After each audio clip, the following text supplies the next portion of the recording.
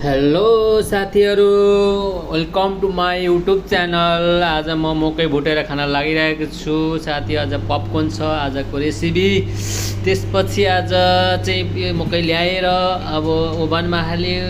ओभनमा अब तयार भएपछि ओभनमा हालेपछि यो 4 मिनटको टाइममा यो रेडी हुन्छ। अब रेडी पनि भयो।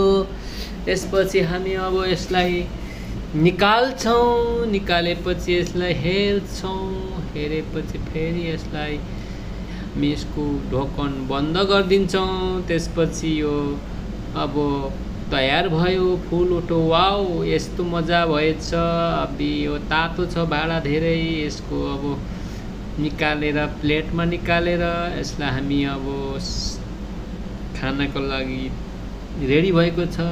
अब हामी यसलाई निकालेर खान्छौँ।